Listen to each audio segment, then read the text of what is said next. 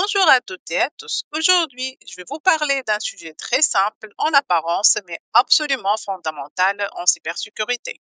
La manière dont une application traite les données que lui fournissent ses utilisateurs. On va parler de validation, de neutralisation et surtout d'un exemple très concret, l'injection SQL.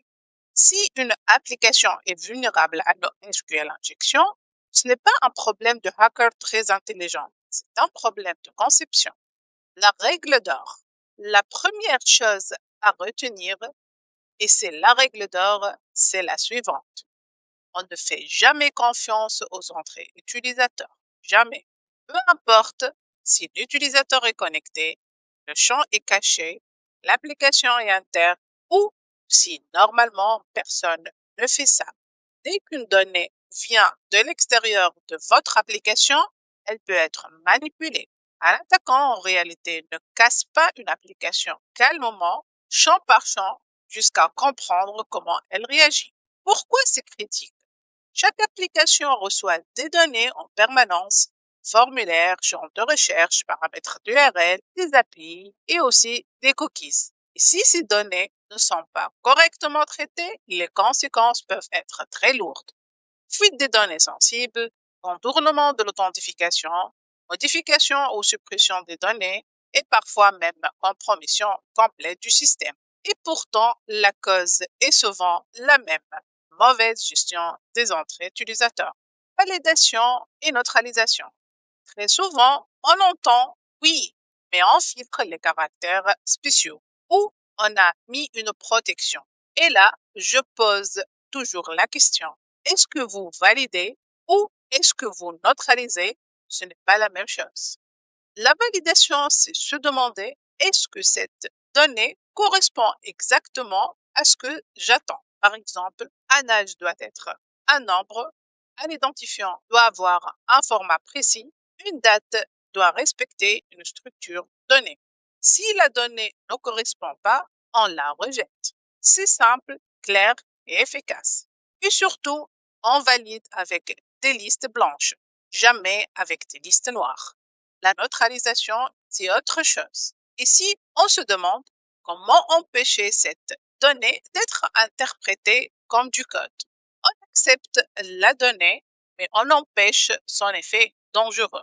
Par exemple, empêcher qu'une entrée modifie une requête SQL. Aussi, empêcher qu'un texte devienne du JavaScript. Autre scénario, empêcher qu'un contenu soit exécuté. Et là, point très important, valider sans neutraliser, ce n'est pas suffisant. Neutraliser sans valider, c'est dangereux. Les deux doivent aller ensemble. Maintenant qu'on a bien compris la différence entre validation et neutralisation, on va voir ce que ça donne concrètement quand ces mécanismes sont absents. Parce qu'une injection SQL, ce n'est pas un coup de génie. C'est un processus logique très structuré que l'attaquant suit étape par étape. Première étape, le point d'entrée ou la reconnaissance. Tout commence par un point d'entrée. Détermination des tables SGBD et du nombre de colonnes à travers un champ de formulaire, un paramètre dans l'URL, une recherche ou une API. Pour l'attaquant, chaque champ est une porte potentielle. Il ne force rien, il observe. Il se demande simplement, est-ce que ce que je saisis est utilisé tel quel par l'application? Deuxième étape, le test. Ensuite, il teste le comportement de l'application. Il envoie des valeurs inhabituelles, parfois absurdes, parfois très simples, et il regarde. Est-ce que la réponse change? Est-ce qu'une erreur apparaît? Et est-ce que le résultat est différent? À ce stade, il n'attaque pas encore. Il apprend comment l'application réagit et identifie les points d'entrée vulnérables. Troisième étape, l'exploitation ou l'exfiltration du schéma. Une fois qu'il a compris que son entrée est interprétée par la base de données, là, il peut exploiter. Il peut contourner une authentification, lire des données sensibles et accéder à des tables qu'il n'aurait jamais dû voir. Et tout ça sans malware, sans outils sophistiqués, juste en envoyant des entrées bien choisies. Quatrième étape, la post-exploitation ou l'extraction de données. Enfin, une fois Les données récupérées, elles peuvent être utilisées, revendues ou servir de point de rebond pour d'autres attaques. Tout le reste du système devient alors exposé. Ce qu'il faut retenir ici, c'est une chose très importante. Le SQL injection n'est pas un événement ponctuel, c'est une chaîne d'étapes logiques. Et si on bloque une seule étape, si on valide correctement ou si on neutralise correctement, toute l'attaque s'effondre.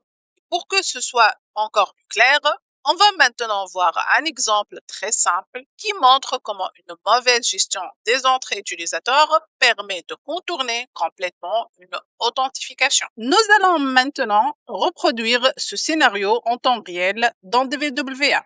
On va accéder à l'application. Je me connecte à DWA via mon navigateur sur http://localhost 2.8090. Je sélectionne le module SQL injection dans le menu et je vérifie que le niveau de sécurité est bien sur low pour désactiver les protections. Je vais vous montrer comment exploiter une faille SQL plus avancée dans un environnement volontairement vulnérable. Cette fois, on ne va pas simplement contourner une authentification avec apostrophe or 1 est égal à 1. On va aller plus loin avec une technique qui permet d'extraire activement des données sensibles depuis la base, la commande union select. Une SQL injection consiste à insérer du code SQL malveillant dans un champ d'entrée web. En injectant une commande union select, on peut fusionner notre requête avec celle de l'application et ainsi afficher nos propres résultats comme le nom de la base, les utilisateurs ou les hashes de mot de passe. C'est une technique très puissante que je vais vous montrer maintenant en direct. On va vérifier le nombre de colonnes par la commande order by. D'abord, je teste le nombre de colonnes attendues dans la requête SQL. Je tape 1 apostrophe ordre by 1 tiré tiré. Je veux faire cette action à plusieurs reprises. Seulement, je suis en train de changer le chiffre de 1, 2 et 3. À partir du moment où j'ai une erreur, alors j'ai dépassé le nombre réel de colonnes. Comme dans notre cas, order by 3 affiche une erreur. Cela signifie qu'il y a 2 colonnes. Je teste l'injection union select. Ensuite, j'essaie d'injecter ma propre requête. 1 apostrophe union select 1, 2, tiré, tiré. Résultat, je vois les chiffres 1 et 2 s'afficher à l'écran. Cela signifie que l'injection est acceptée et que je contrôle les colonnes retournées. Je remplace les valeurs par les fonctions SQL. 1 apostrophe union select nul, virgule database. J'ai testé avec database, ensuite avec user, ensuite version.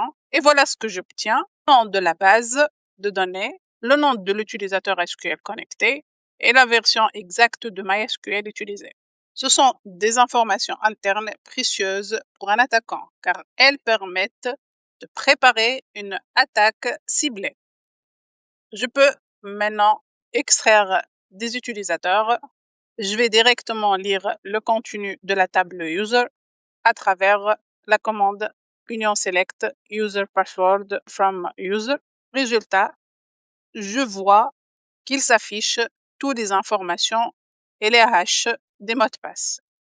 En quelques secondes, j'ai extrait le compte utilisateur d'une base SQL sans être authentifié. Je vais essayer de casser le mot de passe de l'utilisateur, par exemple Gordon, sur Crackstation. Sa mot de passe est ABC 123. Maintenant, je connecte avec cet utilisateur sur DWA et il passe. Ce qu'on a vu, cette démonstration montre qu'avec une requête bien construite, on peut lire des données sensibles, obtenir des informations système, énumérer des colonnes et dans certains cas, aller jusqu'à exécuter du code si la base est mal configurée. Pour conclure, retenez 3 messages clés. Les entrées utilisateurs sont la principale surface d'attaque. Validation et neutralisation sont indissociables. La sécurité n'est pas une option, mais une responsabilité dès la conception. Le SQL injection n'est pas un bug technique, c'est un échec de conception sécurisée. Merci pour votre attention.